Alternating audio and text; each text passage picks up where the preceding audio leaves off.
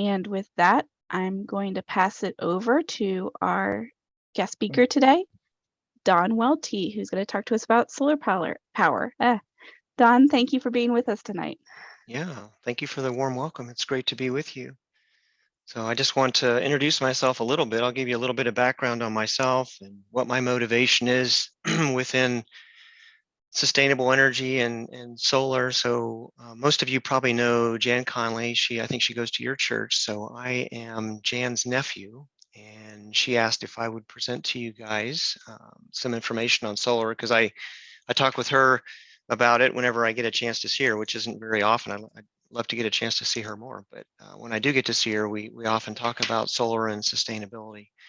And so I want to emphasize with everyone, I'm not a salesman. I am not anybody who's trying to sell you anything. I'm just a guy who is interested in solar. And my goal tonight is to give you all some information and educate you.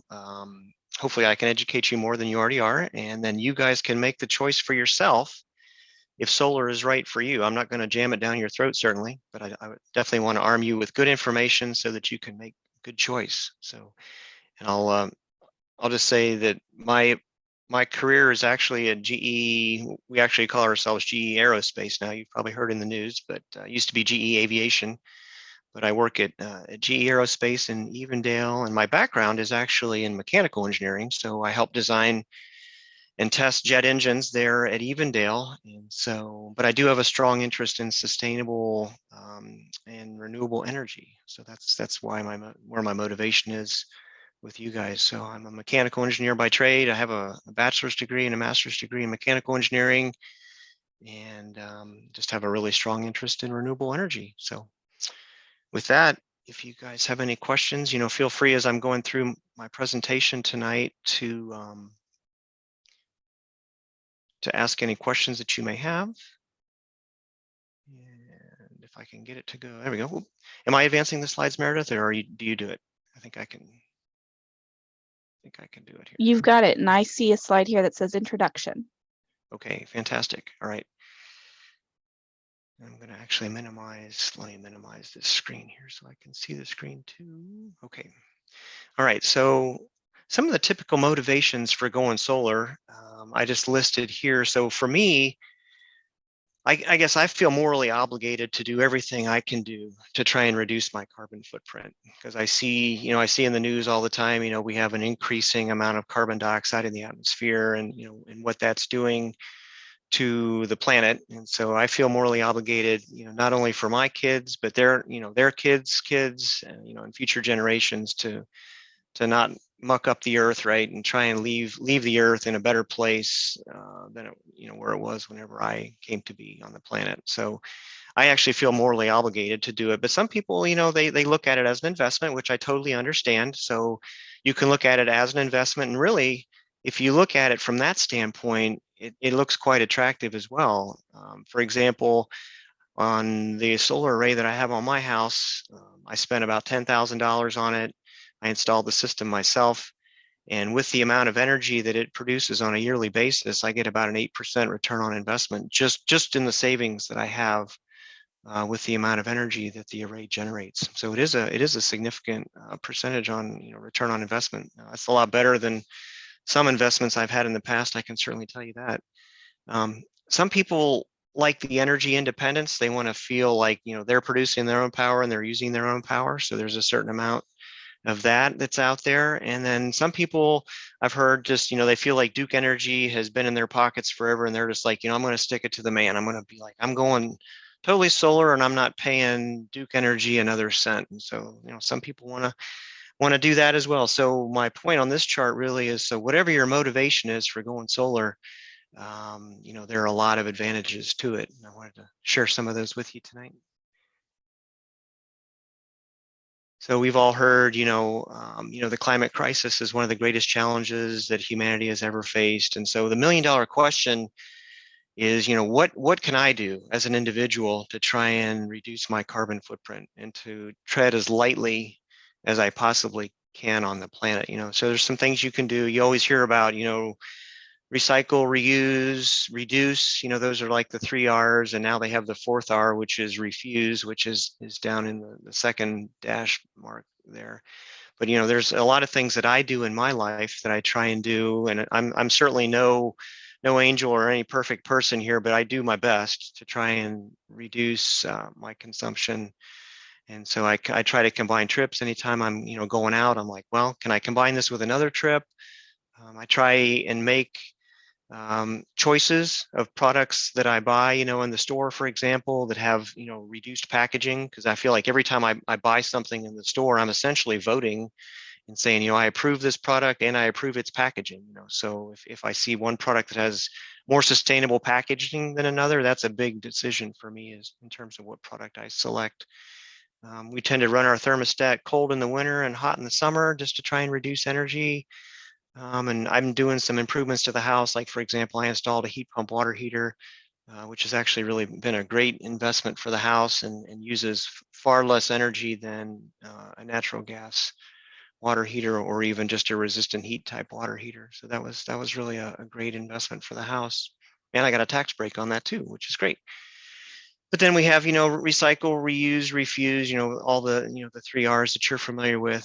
Another thing you can do is drive a car that accepts multiple types of energy. So most people right now in the United States at least drive what are called, ICE cars or internal combustion engine cars, as they're called. And so those obviously can only use one type of fuel, right?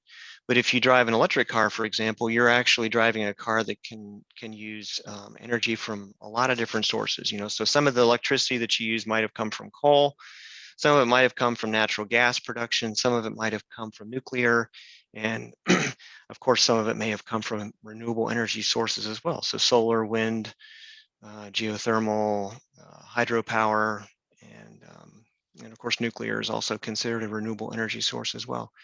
So, but there are some things you can do also. You can generate your own clean energy. So you can do that through wind, which as a residential community member, I can't really do that very well at my house, but solar is one thing that I can do. So that's why I've adopted the solar array that I have on my house. And I wanted to share with you guys a little bit more about that today. So some of the questions I'd like to answer with you guys is, what's this whole solar thing? Can it really make a difference to the environment? Can it really make a difference to my bill? Some people say, well, we don't live in sunny California. So can I really generate enough electricity to make it worthwhile? Certainly in Southern California you can, but can you in Cincinnati? So I want to answer that question for you. And then steps working with the HOA or Duke Energy, there are some steps involved there if you want to go solar, depending on the type of array that you want. And then if we have time, we can also talk about electric vehicles a little bit too. And I just call those EVs in my presentation. But if there's anybody interested in possibly purchasing an electric vehicle in the future, I can try and answer some questions there. But probably that we're going to have to save a lot of that material for a future TAD Talk.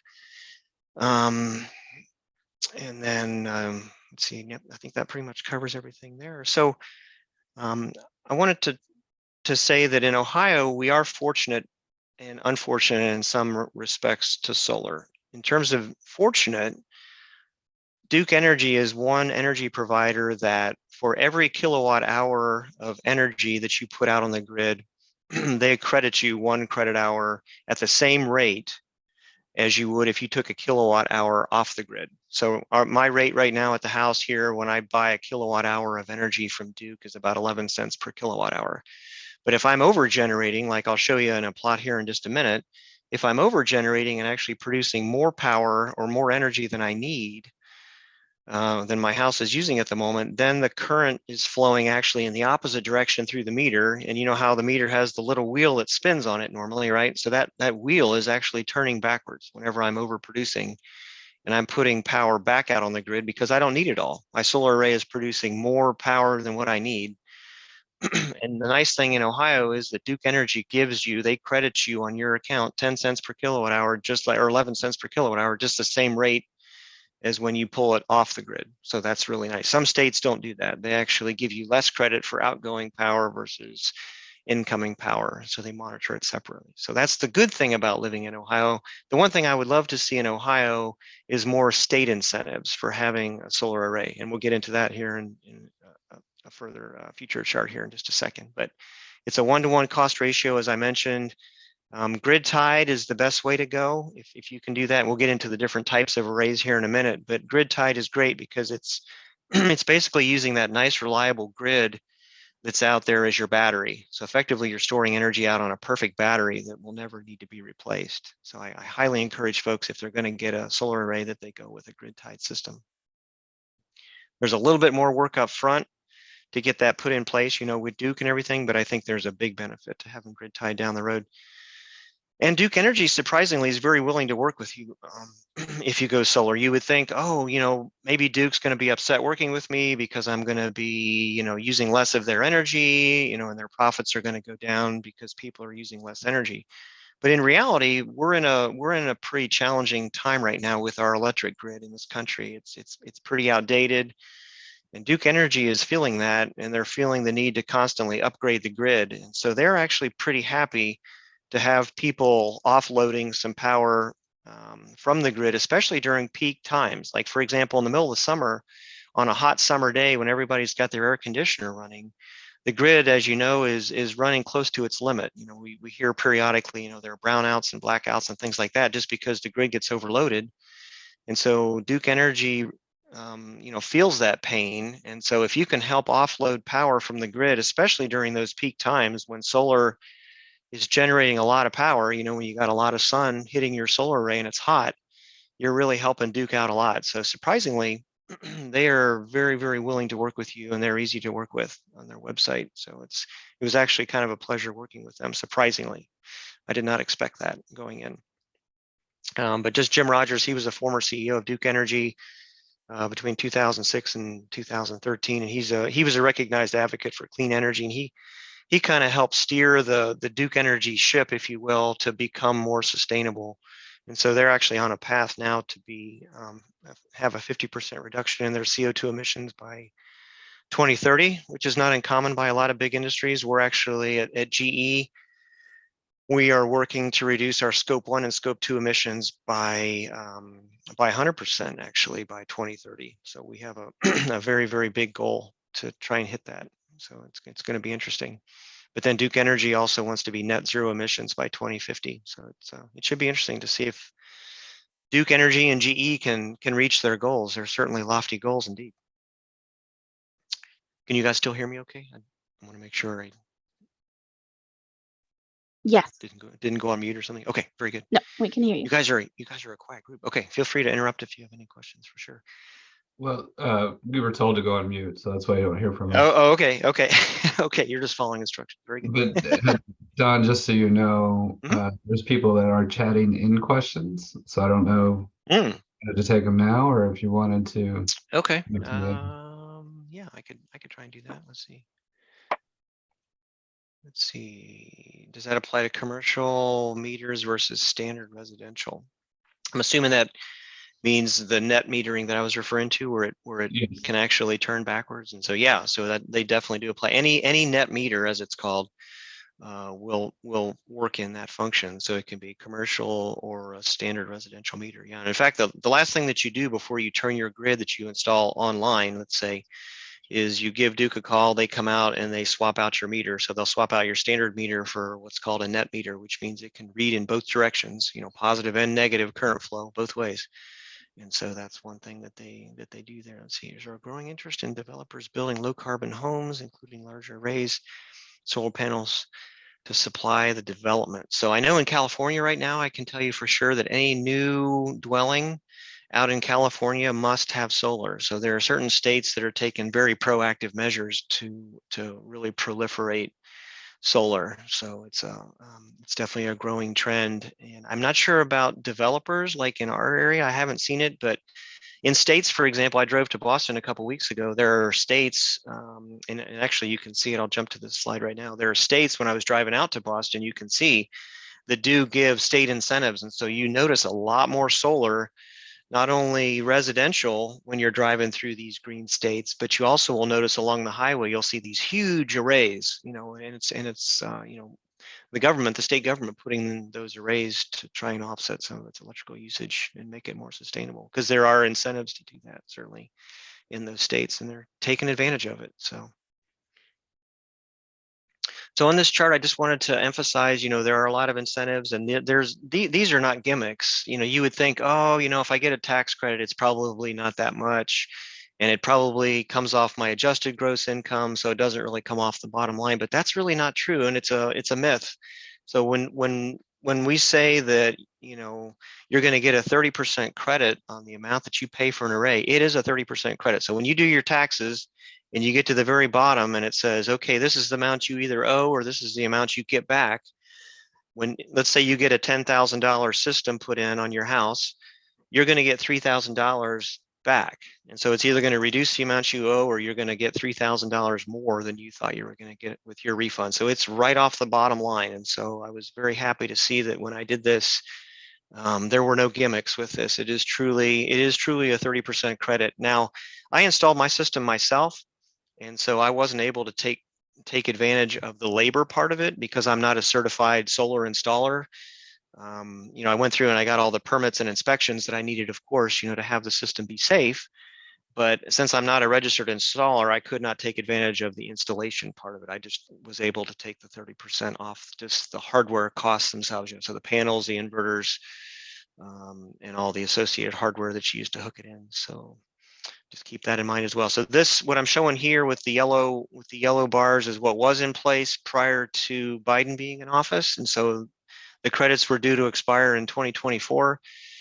And so the green statement down at the bottom left now is now the current statement. So with our current administration, they have increased the credit up to 30% now, and they've extended that credit through 2032.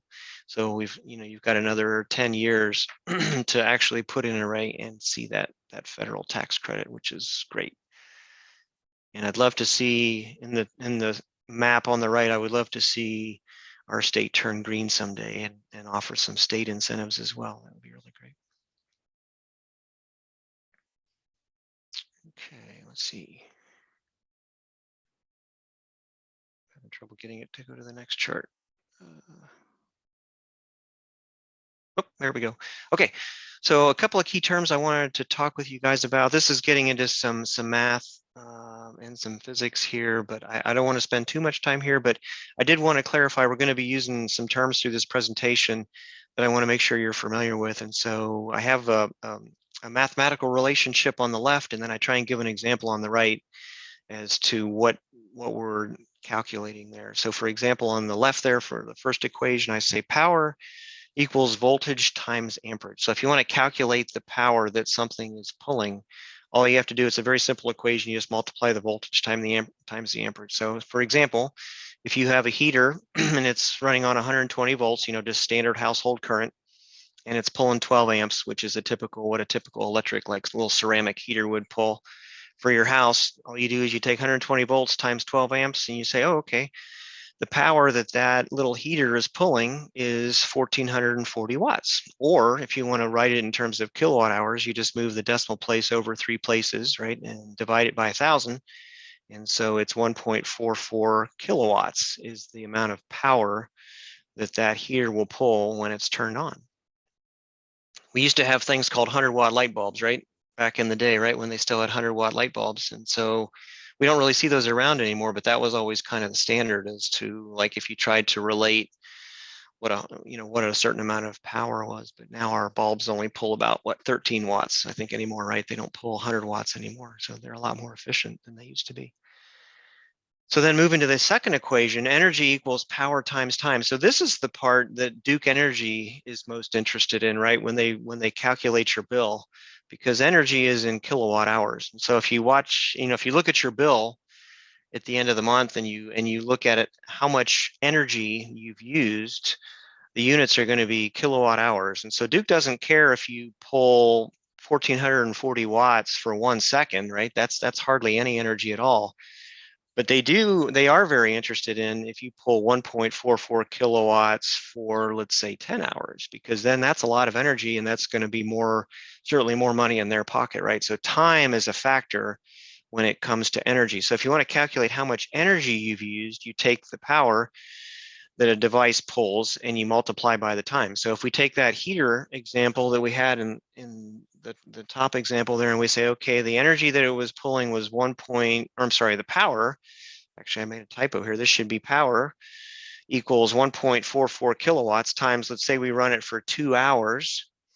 The energy that that heater pulled over that 2-hour period is 2.88 kilowatt hours. And so at the end of your monthly bill, you're going to see a certain number of kilowatt hours. And so that 2.88 would be in that number that you see at the end of the month. And then a couple other terms, just to help for mathematicians and engineers, they like to see it in equation form like this. You got to pull the calculus into it, right? So power is actually the derivative of energy over time, or you can say the integral of power is energy. And so the key takeaway here is that when we're looking at power plots here in just a second, the area under the curve is what represents the energy. So I think I can make this all more clear for you when we start looking at some power plots here in just a second of my system. So does Don, everybody count? Yeah, go ahead. There are 2 more questions in the chat. Are there? Okay. Very good. Let me hit those. Let's see. Doug says, I'm in Northern Kentucky and we use Duke for electricity provider. What are the policies concerning residential solar in Kentucky? Is there net metering, for example? So net metering, if you're still a customer of Duke, you should still have the net metering capability as far as I'm aware of. Unfortunately, I think Kentucky is still one of those states where you're not going to see any state incentives, but I think you're going to get all the same benefits as what we get here in Ohio, if I understand correctly what the current policy is. So you should be able to see those benefits as well. And then let's see, was there another one? How much more would you have to pay to get yours professionally installed? Okay, yeah, so I have a chart on this. Normally, I've run a few numbers, and so like for my system, for example, which I spent $10,000 on, the amount of installation labor is, I tried to make it basically a percentage of the hardware cost, and normally ends up being about 60% of that. So if I was to have my system installed, I would expect it would probably cost around $16,000, somewhere in that range, maybe a little bit more. But that's just kind of a rough order of magnitude based on a few quotes that I had before I put my system in. So I wanted to just put a quick chart out there. This is kind of a fun little chart that just kind of grounds everybody to how much energy a kilowatt hour is, because like we said, you look at your energy bill at the end of the month and you say, oh, okay, my house used, maybe 800 kilowatt hours. So you're kind of calibrated in a month-long time period how much your house might pull in terms of electricity. But do you really know how much it is in terms of effort? Let's say if you're on an exercise bike, as the first example here, if you were to jump on an exercise bike and you were to ride on that bike for 1 hour, you would generate about 200 watts if you're kind of an average good health individual. So in that hour, you take 200 watts times an hour, it's 0.2 kilowatt hours. So you'd only generate 20% of 1 kilowatt hour. So that gives you kind of an idea as to how much energy is really in a kilowatt hour. It's a lot of energy if you put it in terms of how much it would take if you jumped on an exercise bike to try and generate that much energy. If you could hook up a exercise bike to a generator and generate that electric power, that's what it would be. An elite cyclist on the Tour de France, they might be able to generate 500 watts for an hour. So for them, they would generate about a kilowatt hour in a 1 hour time period, and it would take them 2 hours to generate 1 kilowatt hour of power. And so I just kind of progressed down this chart with larger and larger loads. And so I've got, electric clothes dryer, for example, 1 hour for a clothes dryer operating at 3,000 watts, which is what a typical electric dryer may pull. That would be 3 kilowatt hours now. So now we're talking, a lot more energy there with an electric clothes dryer. And of course, that means it would take only 20 minutes then for that device to consume 1 kilowatt hour. Conventional electric water heater pulls about 4,500 watts compared to the heat pump water heater that I was talking about earlier, which pulls 600 watts up here, a few examples up. But electric car, this is an interesting example. So I have a Model 3 and I get about 4 miles per kilowatt hour is the efficiency that I get with my car. And so 1 hour at 60 miles per hour, the car is going to use 15 kilowatt hours. And so every 4 minutes, I'm using a kilowatt hour of energy. something interesting to note is how much energy is in a gallon of gasoline. So if you're able to extract, all the energy from a gallon of gasoline, which of course is impossible, right? Because when you burn it, that's not a 100% efficient process, right? But you get as much energy out of it as you can. But when you burn a gallon of gas, you can get up to, theoretically, 33.7 kilowatt hours of energy out of that fuel. So there's a lot of energy within gasoline, or kerosene for that example, if you're flying airplanes, for example. That's why it's such a good fuel for aviation, because it's relatively light compared to how much energy is in a gallon of liquid fuel like that. I don't want to spend too much time on this chart, but a couple, just maybe one more example on here. A large solar array can generate 1 megawatt of power, typically be about 300 panels for 1 hour. That's going to be 1 megawatt hour of power, or 1,000 kilowatt hours. And so every 3.6 seconds, it's generating a kilowatt hour of energy, just to give you an example there. And then when I was co-oping, it was actually Dayton Power and Light at the time, but we had a power station down on the river. Some of you might remember it. It was called Stewart Station. It's right on the Ohio River. We had 4 units down there, coal burning units. Each one was 650 megawatts of power. And so one of those units, when it's running, could generate a kilowatt hour in only 6,000ths of a second. So it's a lot of power there for sure, just to give you, kind of put things into perspective. So I'm hoping you have a whole new perspective on what a kilowatt hour is after looking at this chart. Let's see here. I think I have to hit the down button and then wait for a second, because it seems to be slow in responding. Oh, there we go.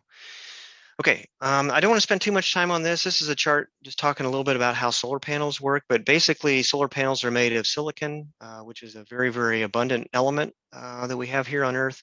It's the second most abundant element after oxygen, which is the most abundant.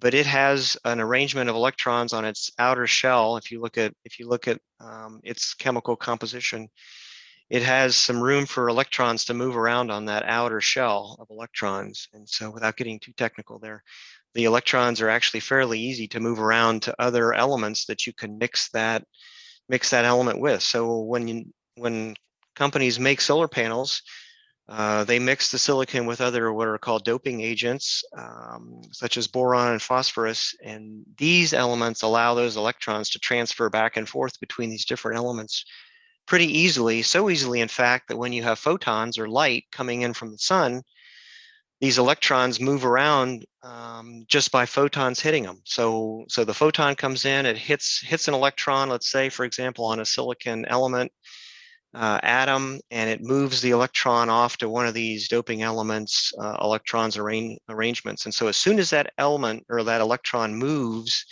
that is electric current. And so if you put that into a circuit, if you're able to put that silicon wafer into a circuit, which is what you do with a solar panel, you can get current flow. And the electrons flow out one pole, and then the electrons are returned on the other pole. So physicists like to say, the electrons come out of a battery on the positive terminal and return on the negative terminal. So a solar panel is much the same way. It operates a little bit like a battery in that sense, that it's just a circular loop in a circuit, and you're just pushing. It's sort of like water flowing through a pipe. The solar panel is applying pressure, and it's pushing these electrons through the circuit, which then you can use to create useful work by putting it through a load. This is a chart showing the performance curves for a solar panel. So the solar panels that I have are from a company called Canadian Solar. And this shows, remember we talked power is volts times amps, right? So, or voltage times current. And so this is showing the x-axis on this curve is voltage, the y-axis is amperage. And so your highest power point is going to be this point, like right up here in the corner where you're at maximum voltage and maximum amperage, both at the same time. And so that's how you get the rating for your panel, as you multiply the 37 volts it is down here, I believe, or 36 maybe, times 9.5 amps, and you end up getting about 270 watts, which is the rating for the panel. So I just wanted to share with you what a performance curve looks like on a panel. One other thing too that you should know when you're looking into solar is that solar panels like to actually be cool. That's kind of a misnomer, because you'd think, oh, I want to get the solar panels as hot as possible so that I can generate the most amount of power. But in reality, there's actually a reduction in power generation if the panels get really, really hot. So the ideal temperature for a solar panel is 60 degrees or cooler typically, and then any degree Celsius above that, you're going to see about a 0.14% reduction in power from that solar panel. So I actually notice it in the summertime when it's super hot. I might have a day in the late spring where it's still pretty cool, and the sun may not be directly overhead, but I might have a day where I generate 42 kilowatt hours, let's say. But in the middle of the summer, when you get really, really good exposure to the sun, but the panels are hot, I might only generate, let's say, 36 or 38 kilowatt hours on a day like that, just because of that heat knockdown factor. So that's something that you take advantage, or you need to be aware of if you're looking at solar panels. Different. Question. Yeah, go ahead. Yeah, you said Celsius doesn't convert for a lot of people. It sounds okay. like that panel could be quite a bit warmer than 60 degrees. More like that's right. That's 140 right. or something. Yeah, well, I think the best way to explain it really is 60 degrees Fahrenheit was what I was referring to. The coefficient here is actually in Celsius. So the easiest way to say that is about every 2 degrees Fahrenheit, you're going to see about a 0.14 reduction in the power generation. So the ideal temperature is 60 degrees Fahrenheit. And you'll see a 0.14% reduction with every, let's say, 2 degrees of Fahrenheit change, because this reduction is in Celsius. Yep, that's a good observation there. So I hope that clears things up. So those, yep. I was going to say that's probably why the panels I have about a 4-inch space below them. Yeah, mounted on the roof. Yeah, that's right. That's right. It helps keep them cool. And it helps keep your roof cooler in the summertime too, because you don't have that direct sunlight on your roof. So your attic will actually be quite a bit cooler in the summertime, which helps you keep your house cool. I noticed an improvement because of that as well. Let's talk a little bit about the different. Yeah, go ahead. Oh, sorry, Don. There's one more question in the chat, and that okay. is, do smaller houses require fewer solar panels? It's not necessarily a size of your house, although that would determine how much heating and cooling load that you would need. But let's say, for example, you have a small house, but you have an electric vehicle. So that's going to use a lot of power. So in general, I think you could say, yeah, a small house could probably get away with a fewer number of panels from an overall standpoint, just because your HVAC or your heating and cooling will be a lot less. But if you're saving a lot of money by not having to buy gasoline, you're still going to see a bump up in your energy usage, of course, right? If you're charging an electric car. So it just depends mostly on what your loads are and how much you're pulling off the grid normally. But that's a good question. So a couple of different types of solar arrays are out there. You can go with an off-grid system and store the energy in batteries whenever you're not using it or using all the energy. This is good in areas where the grid may not be available. So let's say you live out in Adams County or something like that, and you've got a cabin out there. An off-grid storage would be ideal, or an off-grid array would be ideal, because any extra energy you have, you can use it to charge batteries. And then when you go out there for the weekend or whatever, you can use the power that's stored in those batteries to run any devices that you have in the house. But you have to keep in mind that when you buy batteries, it's a very evolving technology. So the technology is always improving at a very, very fast rate. And so the batteries become outdated pretty fast and they have a very limited lifetime. So you might find that by the time the array actually pays itself off, if it's an off-grid system, you might find yourself having to buy batteries again. And so that's going to quickly become a net negative, expenditure for you again if you have to buy batteries. That would definitely be the most expensive part of your array if you buy an off-grid system, far more expensive than even the panels. So that's where you would sink the most money. But like I said earlier, I highly encourage people, if they want to go out and use the grid as your perfect battery, because Duke is maintaining the grid. It's a very reliable grid, as you know. And any additional generation that you have that you're not using, just let it flow out to the grid, and you can take that, let's say you flow a kilowatt hour out, you can pull that kilowatt hour back with 100% efficiency, and the meter is going to, capture that cost or number of kilowatt hours exactly the same outgoing as it does ingoing, like we talked about. So it's really a perfect battery in so many ways, and you never have to replace it. So once you pay off your array or your solar array, you never have to worry about having to replace the batteries, because you've got the perfect battery, which is the grid. And like we talked about, net metering allows the meter to spin backwards. So it's, you're just storing energy out on the grid when you're overproducing. There's also an option too to do grid tie with battery backup. Right now, my grid or my array is grid tied, but it does not have the battery backup. So if my electricity goes out due to a storm, let's say at night, I can't use my array to power my house. And the reason it's a safety feature, because if you have linesmen out on the line and they're fixing lines, and they think they've turned off the electricity, coming from the power plant to those power lines, so that the workers can work on them safely. If you have somebody who's generating solar power, let's say during the daytime on the other end of the power lines, those lines could still be energized. And so there's a safety feature on solar arrays that, like mine, for example, that when my system senses that the line voltage on the grid has dropped to 0, its production also turns off. And that's just, again, because I'm grid tied, that's a safety feature for the folks who are out there working on the lines potentially, and not having energized lines when they think they're in fact really dead. The grid tie system with battery backup actually has a switch. And so they didn't have this technology actually whenever I got my array, but the switch actually allows you, it switches over to a set of batteries, a small bank of batteries. But you can use those to power your house for a short time, and you don't have to worry about putting energy out, back out on the grid, because there's a safety switch that opens and detaches your array from the grid during a time when it's not producing and when the grid is down. So, but like I said, I went for the middle option here, which so far for me has really worked out well.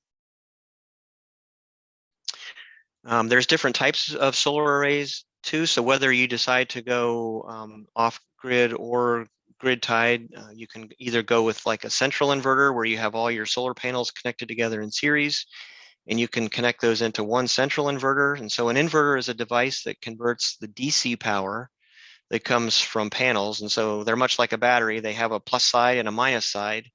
But when it comes to running devices in your house, this type of electricity is not very useful, because standard house current is AC, or alternating current. And so what the inverter does is it's a device that converts DC to AC, direct current to alternating current, and it converts it from whatever voltage the panels happen to be producing at the time to a standard 240 volts AC. And that's basically, if you're going across phases, 180 degrees out of phase, if you go to a single phase, you can get 120, and if you use phase to phase or hot to hot, you get your 240 volts AC.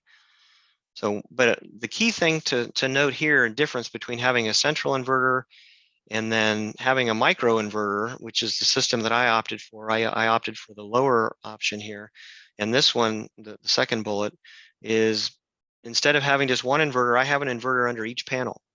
And so what this does is it makes each panel an AC power generator. So instead of it just generating DC power, this is like a small, think of this panel and micro inverter together as like a small little AC generator. And so all you do is you tie these together and daisy chain them together on a line in parallel, and then you connect that into your load center or your power panel downstairs, and it's very easy to connect in. The nice thing about these though is you can monitor the performance of each panel individually. Let's say the performance of your array seems like it's not producing what it normally does. When you have all the panels tied into one central inverter, you can't monitor the performance of an individual panel. But if you have each panel on an individual inverter, you can actually monitor the performance of each individual panel. And I can show you that here in just a second with a screen I'd like to show you here real time on my array. And another key thing to take away here too is if you have the potential for your array to be shaded, If all your panels are tied together and go to a central inverter, if even a couple of these panels are shaded, it'll pull down the entire power of the array almost down to nothing. Whereas if you have micro inverters under each panel, you can block a few of these panels.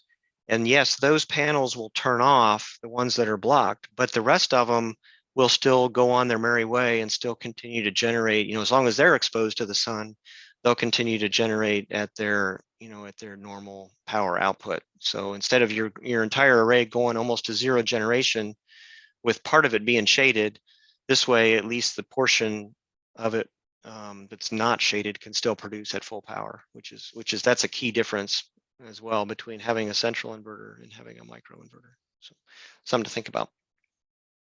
The micro inverter type system is a little bit more expensive, I'll say up front, but in my mind, it's well worth it to do that. So I'm going to go ahead and skip on in the interest of time. I'm just going to skip on to the next chart. I know we got some questions filtering in. I may need to save some of those for the end because I really want to get to a couple of charts here with you guys to talk about solar. No offense to anybody, but I'm doing a time check here. We're already a quarter till, so I haven't covered many charts. So the cost of PV cells or photovoltaic cells have come down dramatically, and so they've come down like 99.6%. From the time frame from 1977, at which point they were very expensive, to the latest time on this particular chart was like 2015. It's all the way down to like 30 cents per watt. This is cost per watt. And so if you're looking at like a 5.4 kilowatt system like what I have, you would expect to pay about $1,620 just for the panels alone.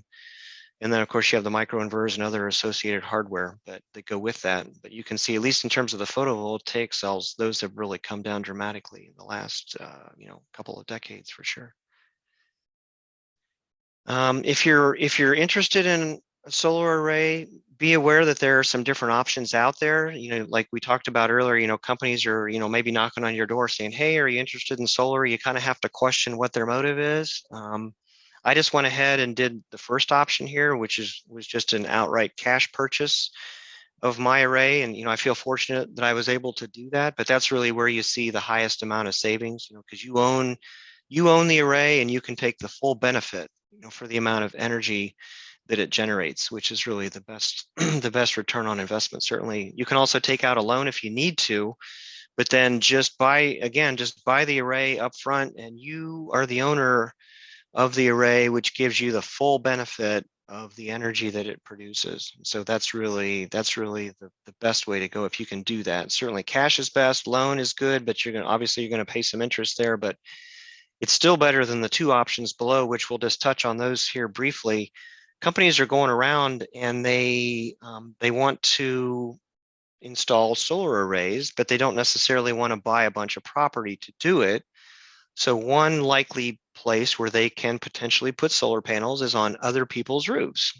And so that's what a power purchase agreement is. And these companies want to put panels out there and generate revenue from the power that they produce, but they're using other people's roofs to do it, which is fine. And it's actually a good option for a lot of folks. There's no upfront cost, to you if you are a homeowner and you want to offer your roof as a place where people, where this company can come and install solar panels, you will get a benefit from having that solar array on your roof. I mean, not only does it keep your attic cooler in the summertime, like we talked about, because it offers shading to your roof, but then the company that installed that array on your roof is going to give you a percentage of the amount of energy that it's generating. And that percentage varies, based on the purchase, power purchase agreement. It can be anywhere from 20 to 50%, just depending on who the company is that you're signing up with and what they happen to be offering. So that will work to offset your electric bill. Very likely it won't offset it entirely like the above two options can, because I have months where I actually have, an electric bill that's almost zero, basically. There are certain months that we have to use the air conditioner. I can't quite keep up with my solar arrays. I don't have enough of them to power, let's say, the air conditioner for an entire day. But on days where we don't have to use the air conditioner, I'm very, very close to being net zero with the amount of energy that my system provides. And then the last option there is a lease agreement, and I really don't recommend that one. That's the lowest amount of savings, and basically, it's a company coming out and effectively leasing a portion of your property or your roof, right, in order to put up an array on your roof. And so again, I don't really encourage that one. Certainly, if you can do the first two, those are the best. And then a PPA is a good third option. Certainly, those offer the most return on your investment. I'm going to go through a couple of charts here real quick, just because I want to show you some pictures from my array. So in Whitegate Farm, which is the homeowners association that I live in, or our neighborhood, I wanted to put in a solar array, and they said, well, we don't have any rules for solar arrays, but give us a few weeks, and we'll come up with some rules for you. So they kept their promise, and they made some rules for me. And so these are the rules they came up with. So basically, it's just can only be installed on the roof. It can't be on the front side of the house. It's visible to the street. It can only be on the back side of the roof, which for me, we lucked out because the back side of our house faces south. And so in this area, you really want a south-facing array that's going to provide you with the most amount of power generation. So if it's a fixed array, meaning it's an array that doesn't move as the sun moves across the sky, which are mostly the types of arrays that we would have on a residential house, south is definitely the best option for you. So not everybody's going to be set up ideally for doing solar, and your payback period is going to increase if you're not set up ideally. So let's say for me, for example, I have about an 8-year payback period on my array. I'm located optimally though, because the back of my house faces south. If I'm facing east or west, or even north, the payback period is going to be longer. And I'll give you an example here in just a minute. But I just want to point out here that the HOA may be, if you live in an HOA, you may have to get some clearance with them as to what type of array that you put in and where you can put it. So just be aware of that. Here's the Duke Energy Level 1 Interconnect Agreement. This is for solar arrays that are 25 kilowatt or smaller, which certainly most arrays that are installed on houses are going to be less than 25 kilowatt. Mine's about 6.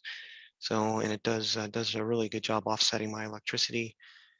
This is just a technical chart for my inverters. We don't really need to go through this. Let me skip through a couple of these charts. Here's a picture of my house. This shows my array. I have 2 rows of panels, and I've actually since added to it. So that's another advantage of having microinverters, is you can just add to it. So I actually added a panel. Hopefully you can see my cursor. I added a panel down at this location, and then I added another panel over here at this location.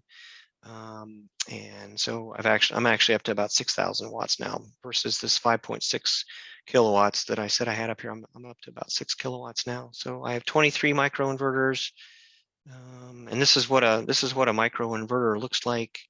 It's just a small device that mounts underneath the panel, and you can see here in this lower right picture, you can see the panel. Like the one gentleman mentioned, it's about 4 inches off the roof. And you can see on the rack here, here's the cross member for the rack. Down here, it's an aluminum extruded rack. And so this is the microinverter that's just mounted underneath that panel, which generates or converts, I should say, the DC power that's being generated by the panel into useful household current. Here's a picture of my power panel. And this is the communications module here, or communications device that's mounted to it. So this monitors the amount of power that's coming into and out of my load center, and from this I can actually monitor real time the amount of power that my array is using. And I want to jump out to an example and show you that. I'm going to jump through. We're kind of running late on time, Meredith. Hopefully I'm not going to get cut right off at 8 o'clock, but we'll go over as long as people want. People want to. Okay. I'm willing to stay an additional 15 or 20 minutes, certainly, if if people are interested, and hopefully I'm keeping it an interesting presentation. But I can go out real quick, and I want to share with you an example. This is an example here that shows a given day of power production. So the blue curve on here is the amount of power that I produced during the day, and so it's kind of an upside down bowl shape almost, you might say. And then the orange curve is the amount that I consumed. So you can see at nighttime, for example, like this is 12 midnight here. This is 12 noon in the middle, and then 12 midnight again that evening. But you can see, there's a time when we were probably running heater or something like that at night where we're pulling from the grid exclusively. But then at this point right here where the two curves cross, the solar panels at that instant were producing the exact same amount of power as what I was using. So right at that point for that instant, I was net zero. And then you can see now at this point here, once the sun comes up, I'm actually producing a lot more power than what I'm using. So it's in this area right here that my meter is actually turning backwards. And so I'm making up, this amount of area. So again, this is a power curve like we talked about. So the area underneath this curve is what represents the amount of energy that I'm either generating or using. So if you want an entire day to be considered net zero, what you want to do is you want to take the area that's underneath the orange curve and ask yourself, does that area that's under the orange curve, does it fit under the blue curve? And if you kind of imagine, taking this spike here and, kind of moving it over and getting it to fit in there, if all that area under the orange curve fits under the blue curve, which for this particular day it did, then you can say, okay, I've actually produced more power than I used. Yes, there were times during the day when I have to pull off, when I had to pull off the grid, right, to keep things running. But a great portion of the day, I was actually exporting to the grid and putting more power out on the grid to make up for the time when I had to pull off the grid, when the sun wasn't up. So for this particular day, I can say that I was actually net zero for that particular day. I think on this day, if I remember right, I actually put out more power than I used. Yeah, so down here, you can see for the entire day, it's a little bit hard to see on this view here, but you can see I actually, the amount that I produced kilowatt hours was in blue, and the amount that I consumed is in orange. And so you can see I produced more than what I used, which is pretty cool. This is what I would call an entitlement day where there were no clouds. And so you get this perfectly shaped curve. This curve down here on the lower left shows a day where there were some clouds that rolled in. So you can see I'm still producing power even during these times when, there might be like high thin clouds or something like that, or just some lower clouds even. I'm still producing. It's just not at its highest value. So to answer anybody's question relative to whether or not you can still produce or not on cloudy days, the answer is yes, you still can. You're just not going to produce at your highest level. And so just a couple of key signature loads here that are on here. This is when I plugged in the car to charge. So you can see the car charging does use a fair amount of energy. You can see the amount of area under this curve is pretty large. So it was pulling 6,000 watts for about, looks like maybe 3 or 4 hours, so that's a pretty good amount of energy there. And for this particular day, I don't know if I was net zero or not, because if I try and squeeze all this area underneath this blue curve, I don't know if I'd be able to do it or not. So this is, electric cars do pull a lot of power, but it's still much, much less energy and much more effective though than buying gasoline, certainly. Let me just skip through some of these charts. I want to go through a PV watts example with you. I do have a chart which kind of summarizes, I said, we're looking at what I'm calling the Welty array, which is my array. If it's south facing, which is ideal, the amount of energy that I can expect to produce is about 7.2 megawatt hours per year. And at 11 cents per kilowatt hour, that's about $800 that I'm generating just in electricity per year using my array. And since I installed it myself, I'm calculating here that my payback's about 9 years. And if I had somebody come in and install it, adding that 60% that we talked about before, for installation costs. So instead of being 10,000, then it would be 16,000, or 60%. Yeah, that's right. Yeah, so 16,000, right? Then your payback period will increase, from the 9 years up to just a little bit shy of 15 years. So it kind of depends. And then you can see how, if you're not ideally set up, if you're facing east or west, you're going to drop, you're going to increase, from 9 to 11 years if you install yourself, or about 15 up to about 18 years if you have somebody put it in for you. And then if you're north facing, then you're going to have a payback period of of about 23 years. So there's a program out there. It's called PV Watts, and I really want to jump out there. I'd like to take, actually, if I can, I'd like to take the remaining amount of time that I have, and I'd like to just go through an example with you guys. Can you still see my screen if I jump out like this? Yeah. Let's see. Yeah, you can. Okay, good. And I need to move this out of the way. Let's see. Can I? Yes, I can move that. Good. So I want to go out to a PV Watts calculator. So if you go out to the internet and you just do a Google search on PV Watts, which just stands for photovoltaic watts. This is actually a little calculator that's out there, and it's a .gov site, so it's very safe to go out there. You don't have to worry about, giving out any information that you don't want to or anything. It's a very safe site. I think that it's been my experience that when I change the sharing platform, that I have to shut down the one share and then open up a new. Oh, and reshare. Oh, you know what? Okay. Oh, it says new share actually, Jan. Let me try again. I wonder if I can just share like my whole desktop though. Yeah, here we go. Screen. Let me try that. Sorry about that. I'm probably talking and you can't see what I'm. Can you guys see that okay?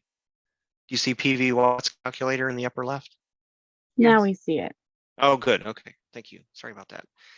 So I just want to, if you go out to this tool though, it's really fun to play with if you're into gadgets and figuring this stuff out. So for example, let me just go through a real quick example with you. So I live in the zip code 45150. So you can put that in, or you can put in city, whatever.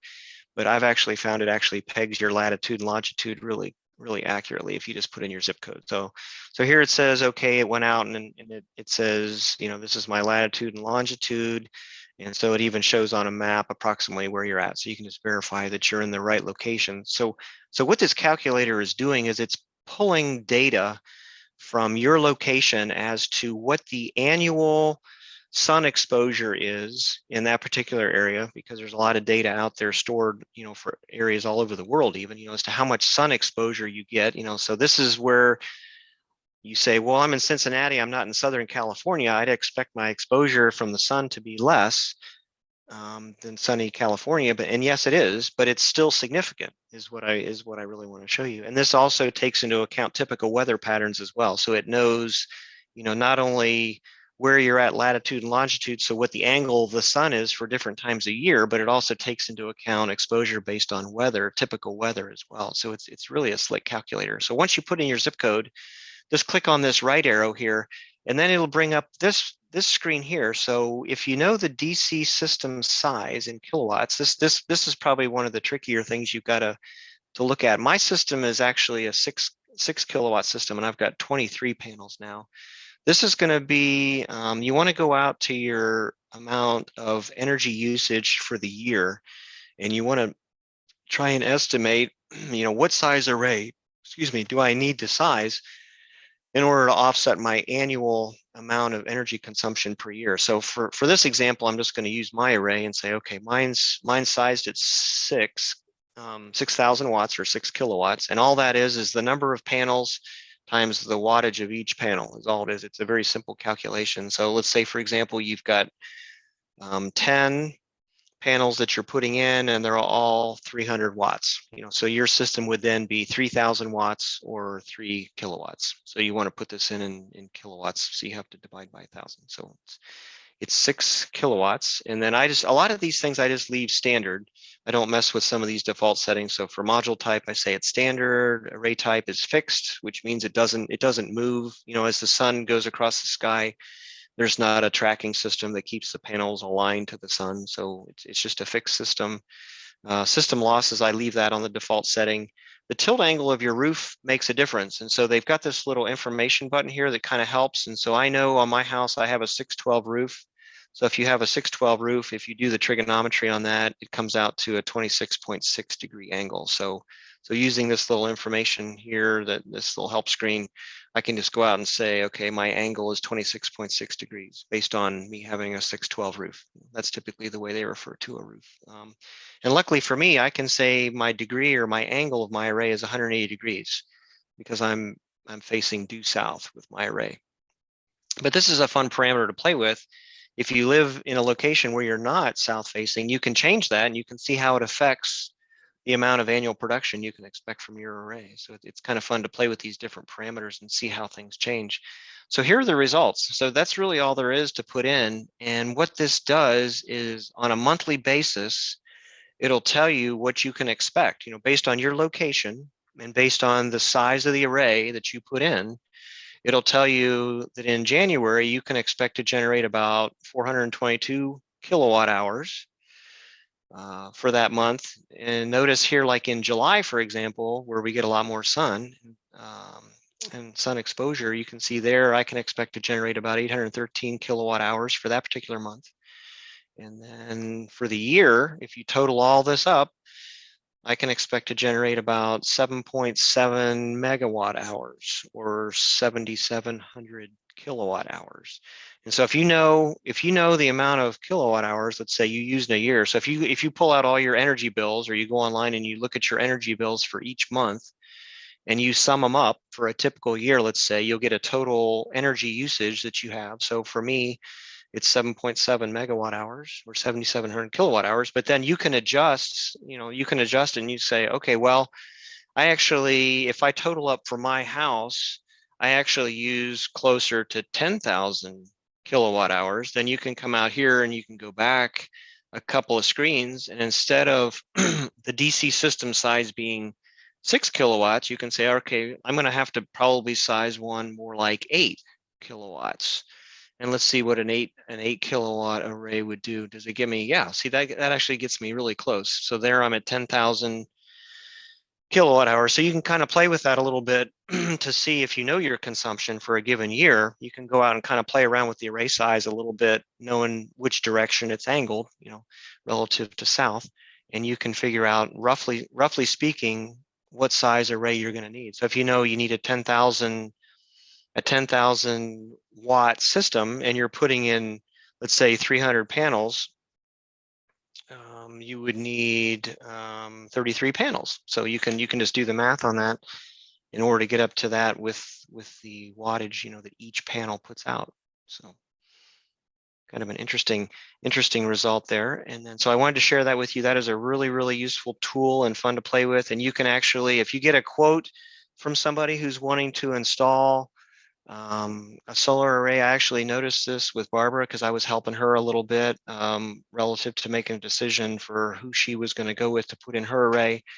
There was when the companies that were quoting it said, well, this is the amount of kilowatt hours you should expect to generate in a given year.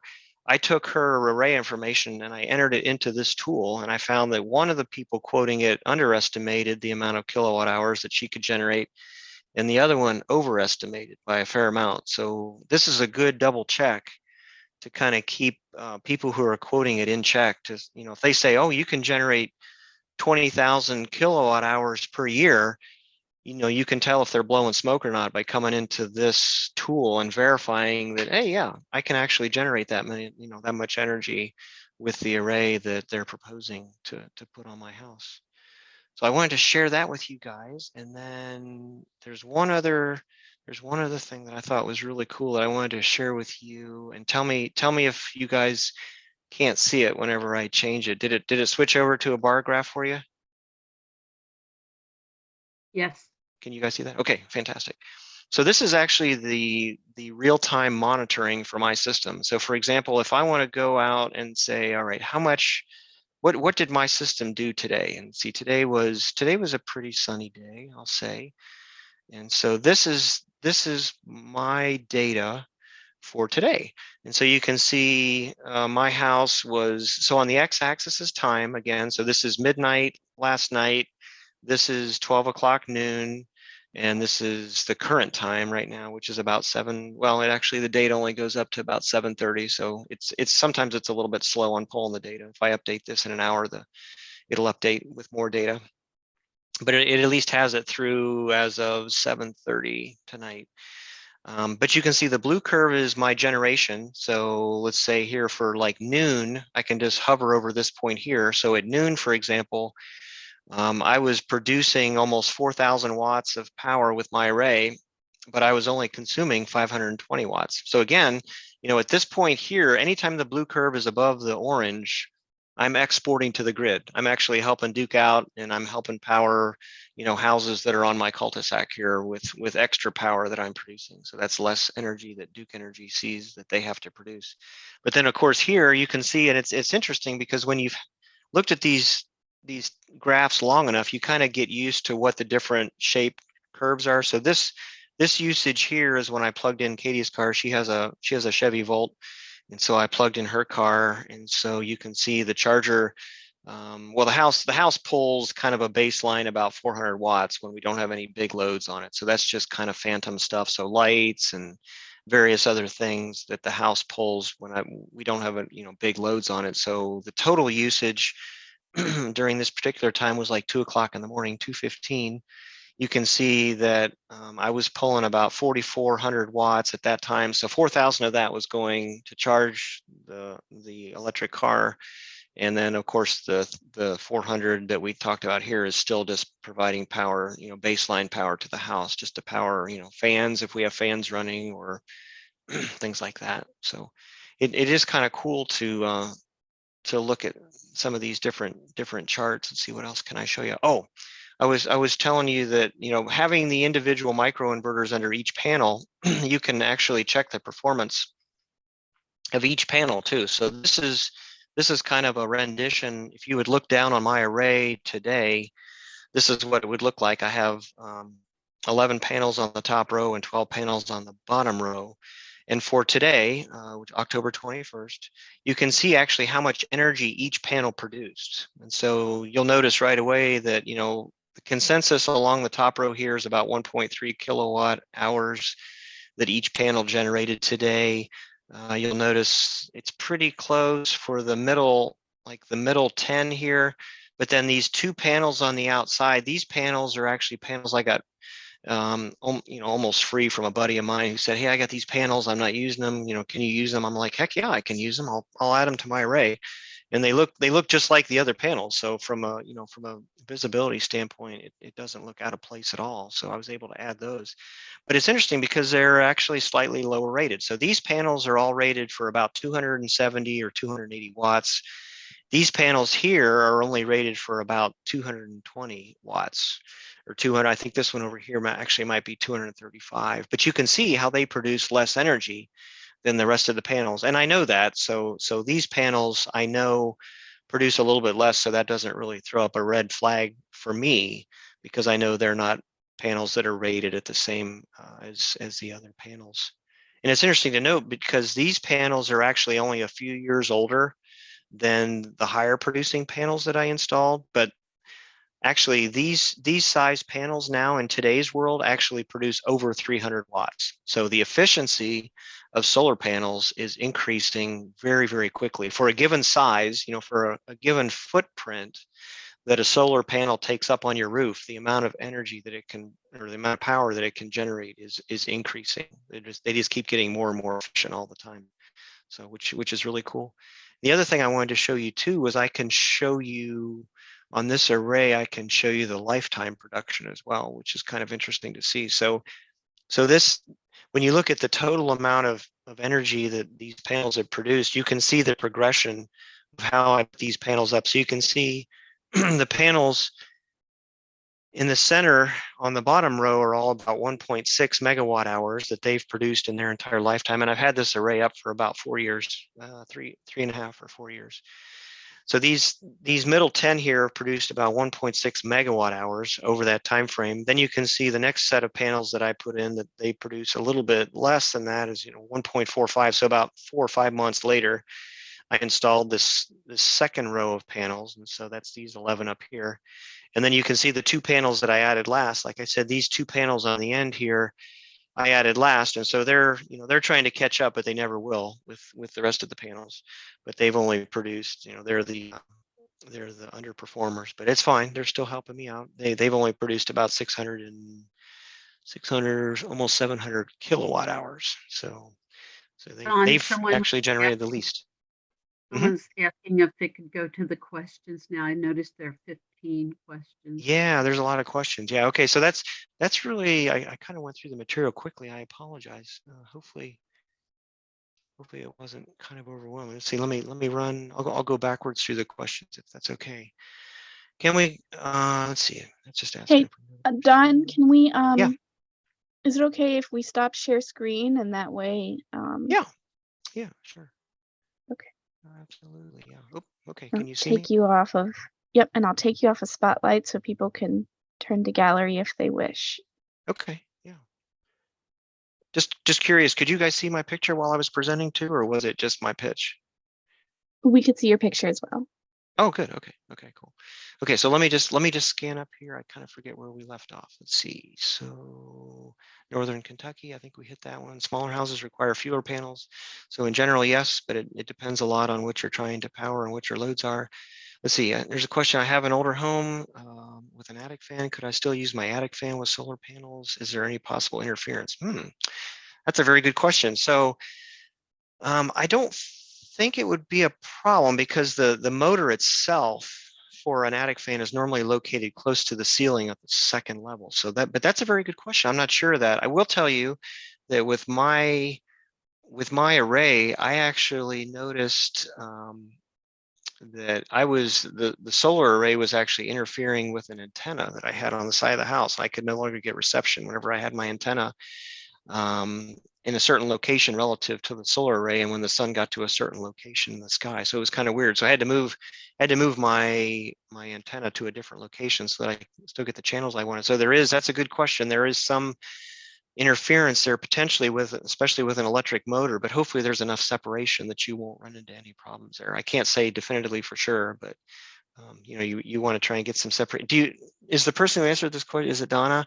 Is the attic, do you know if the motor for the electric fan, is it actually up close to like the roof level, or is it down closer to where the ceiling is for the second floor? It's down closer to the ceiling. I mean, the ceiling, okay. It's not near the roof at all. Okay, good. So that'll help you. Trying to get that separation hopefully will alleviate any interference. But that's very good. That's a very good question. Let's see, why did you choose Canadian Solar? Do you recommend them or any other company? Okay, so these solar panel manufacturers, they kind of come and go. And so I actually went out when I was looking for panels to add to my array. Canadian Solar is actually no longer called Canadian Solar, but they've been bought off by other companies. They still, the purchasing company still supports the warranty from the solar panels, but you have to kind of keep track of who the latest company is because there's a huge growth in the market right now, right, for producing solar panels. And so these companies tend to change names and change hands pretty regularly. But in general, they still honor, the warranty, of course, that you have with the equipment, which is very important, right? When you're purchasing something where you might have a 10 or 15 year, 20-year payback, it's important to have a good warranty as well. The next question asks, panel life about 25 years. Yeah, that's about right. Panels tend to be 25, even 30 years now. They're tending to get more and more reliable, and the life of the warranty is increasing. Unfortunately, I can't say the same for the inverters. I've heard that, especially if you go with a central inverter, with like a conventional type system that's not the micro inverters, those larger inverters may only last 10 to 15 years, kind of in that range. So you might expect that you'll have to replace those kind of in that time frame, but luckily that's down on the ground, so it's not quite so difficult to replace, but it could be an expense that you need to consider. The micro inverters that I have, they tend to, I think they've got a 20-year warranty on them.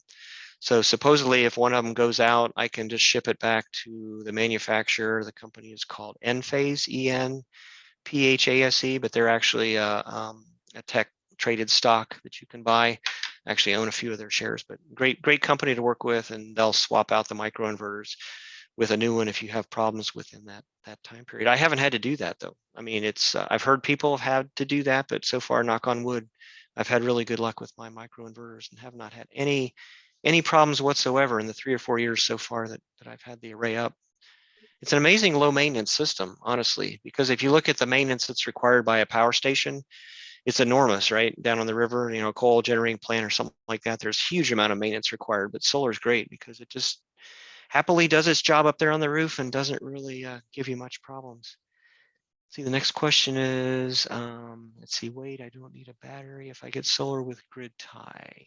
Yeah, so if you get a grid tied system, you won't need a battery. That's right. So you're using the grid is your battery, right? So you don't have to worry about batteries at all. The only thing with a grid tied system you could do is add that feature we talked about where you have it switch over to battery backup if you want. When the power, if you have a power interruption, let's say due to a storm or something like that, you could have it switch over to battery backup power. I did not do that option, but you could do that. But why not use the battery? Why not use the grid as your battery if you can? Certainly. It says microinverter performance monitoring. Are you paying a service to monitor it? No, I'm not. It's a free service. They provide that. When you buy a product from Enphase, they provide unlimited monitoring, which is really cool. And it's actually on my phone too. So like if I pull up, I probably even have it up. So there's an app actually that I can pull up. I don't know if you guys can see this or not, but there's an app on my phone that shows the curves. Can you see that? Hopefully you can, but you can. Sorry about that. But it's a curve very similar to what you saw on the computer too. So real time, I can, if I'm curious about how much I'm generating at a given moment, I can pull out my phone, and it's on my phone too. So it's mobile. Can you say anything about how much a solar array will weigh? Oh, very good question. You guys have great questions. So the racking system for the arrays are aluminum, so those are very light, as well as all the flashing material that you need to install it, under the shingles. So that's all. It's very easy to install, and all the structure itself is very lightweight. Aluminum's lightweight yet very strong. The panels themselves, I'll estimate, are about 40 pounds each, just from having to lug them up on the roof myself. I got a pretty good workout doing that, I'd say. But they're about 40 pounds. They're not terribly heavy, but they're just bulky. They're big. So if you're trying to move something big, even though it's not heavy, sometimes it's difficult to move them. They're a little bit bulky. So they don't add a lot of weight to your roof, if that's kind of the motivation for the question. And to add to that as well, solar panels have to be rated not only for snow loading, so they're rated for, like, let's say a Boston winter where you might have a couple of feet, sitting of snow, sitting on your panels. They have to be designed for that. And they also have to be designed for hail damage as well. So when I was talking with one of the guys over at Icon Solar, he said they had a panel that they were actually trying to break, and they would throw softballs at it, and they couldn't get it to break. Like, the glass is so durable that if you took like a full speed pitch with a softball, they couldn't get it to break. So it's I thought that was kind of an interesting story there. Let's see. How old were your shingles before you installed panels? This is probably one of the biggest mistakes I made in my entire life. So my shingles, when I installed them, were 15 years old. But when I did an inspection of the roof, all the shingles were really in good shape. So I couldn't see myself tearing off shingles that were perfectly good, to install new panels so that I could install a solar array. So this is probably, I got myself in a little bit of a bind here. Probably I'd recommend, if your roof is probably more than 15 years, and it depends on the grade of shingle, of course, right, that you have on your roof. But I would recommend, if you're, close to getting, close to your roof's age, of course, you would want to, swap it out before you put panels up. Because for me right now, I'd have to take the entire array down. I would have to have somebody come out and, re-roof the roof, and then install the entire array again, which, I can do that, but I'm hoping that the array actually helps to protect the roof. We actually had an F0 tornado come through our neighborhood about 3 years ago. That's when we had that outbreak of tornadoes on the east side of Cincinnati. And I'll estimate that about 80% of the homes in our neighborhood had to have their roofs replaced. And I want to attribute it to the fact that we had a solar array on our roof, but we did not have any damage to our roof whatsoever. And so I think in some respects, I may have lucked out a little bit there, because I think the solar array is actually helping to protect the roof. So I'm hoping that buys me a little bit more time before I have to swap out my array. So fingers crossed. So, but very good question. Are there any rules of thumb for telling how much tree shade you can have before a solar panel becomes pretty infeasible? Yeah, so very good question again. I'm trying to think of the best way to answer that. Certainly, if you have any shading at all with your array, you would want to go with microinverters, versus the central inverter type option, again, like we talked about, because you can keep at least part of your array generating at full power. Yeah, it's hard for me to estimate it's going to be, of course, a function of how much shading you get and like how long, throughout the day you actually get full sun versus how much you get shaded coverage. I can tell you that from an amount of carbon offset standpoint, my array is already, if you do a carbon offset, my array is already offset basically an acre's worth of trees. If you do the carbon equivalency, between the two. So I've offset the same amount of carbon with my array that an acre of trees could do within their lifetime in terms of energy usage that I save. So one could argue, well, if you have, some shading on your array, you'd say from a carbon standpoint, you would actually do better if you cut the tree down. But I don't ever recommend cutting trees down, of course, because that affects natural habitat as well. So you have to take that into account. Trees are doing more than just offsetting carbon, right? They provide natural habitat for animals and for things like that. So I'm never an advocate really for cutting down trees, but just strictly from a carbon offset standpoint, the array will do an amazing amount of carbon offset compared to a lot of trees. So hopefully that kind of answered your question. I can't give you a general rule of thumb because my array has really good exposure to the sun.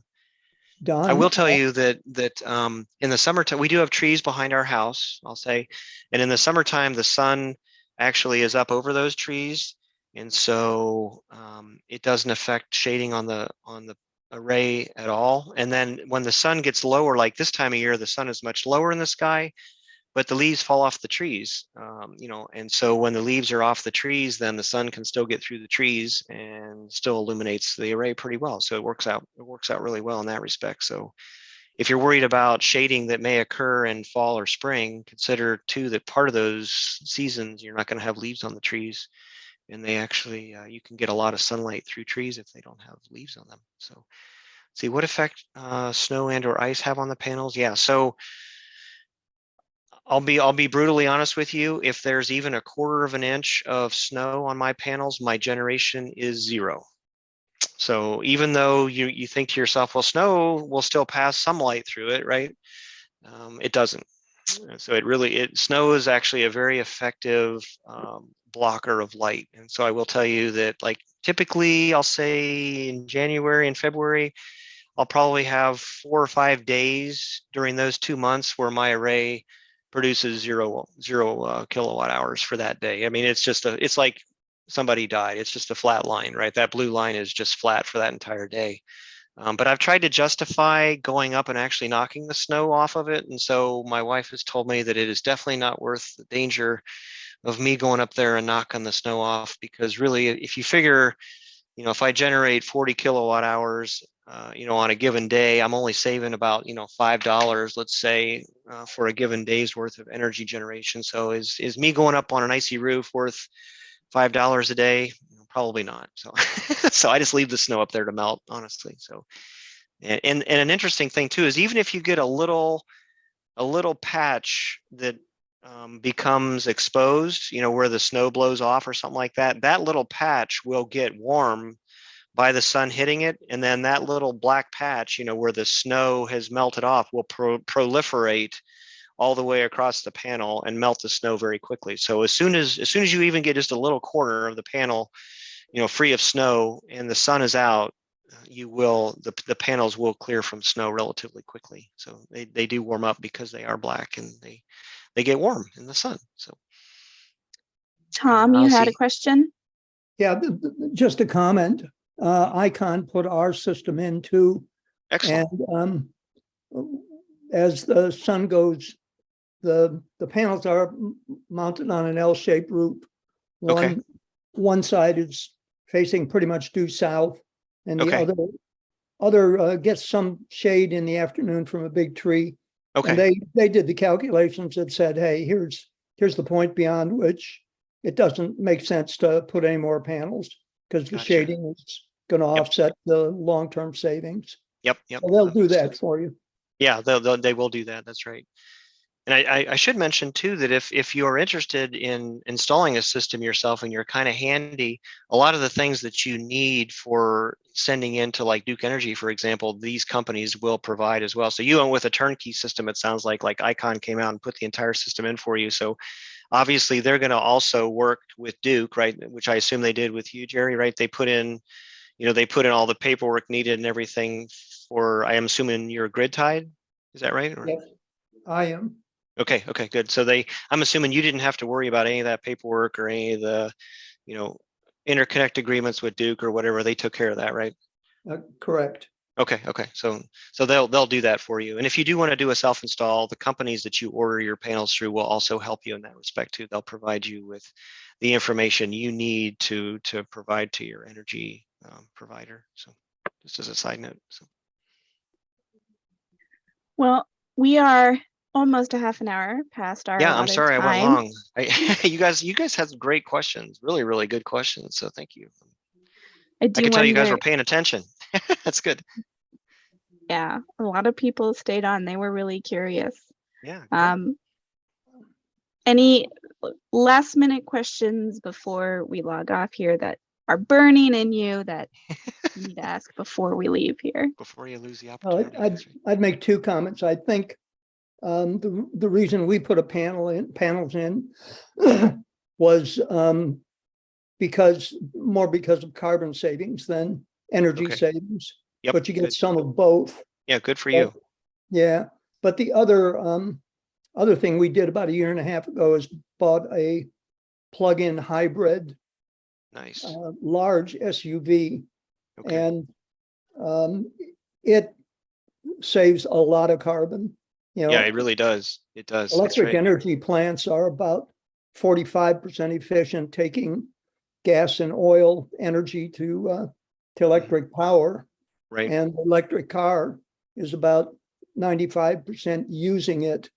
Right. But when you do an internal combustion engine, it's about 15%. That's right. Yeah, you lose about 85% of your energy that you have by burning gas. It's just all heat loss. It's heat going out the exhaust pipe. It's heat that you're just venting, off from your radiator. So yeah, internal combustion engines are just like you said, they're very, very inefficient. And of the 33.7 kilowatt hours that are in a gallon of gas, we only are able, unfortunately, with our current technology to date, we're only able to use a very small percentage of it, unfortunately. Yeah. So that's why electric is so much more efficient. That's right. It doesn't, nothing gets hot on an electric car. That's right.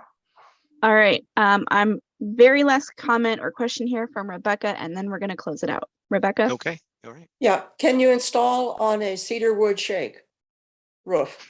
Wow. I would assume yes, but you would want to check for sure on that. So I've heard people ask about metal roofs before as well, and I know you can install on metal. I've even seen some installations on clay. So they do, the manufacturers of these rack systems do have a lot of different options for people that have different types of roofs. So certainly an asphalt shingle is I'm sure it's the most popular, but slate, clay, cedar, those are all certainly options, and I'm sure there are options out. The key thing when you install these is when you run the lag screws in to hold the racking system up there, you've got to make sure you hit the rafters underneath, right? You're not relying on that substructure that's mounted between the rafters. And so as long as the installer can get a lag screw into those rafters, that are holding up basically the roof, then that rack is going to be rock solid up there. So. Thank you. And yes, I will send out the link to this presentation, so that way any of you who want to view it again, you can. Okay, well, Don, thank you so much for coming and sharing your abundance of knowledge with us. I hope you guys found it interesting. It's definitely a topic I really enjoy talking about. So it certainly was a fun hour and 90 minutes for me as well. So great presentation. Thanks again. Yeah, you're very welcome. Thanks, Don. Sure. Thank you all. Good night. Bye.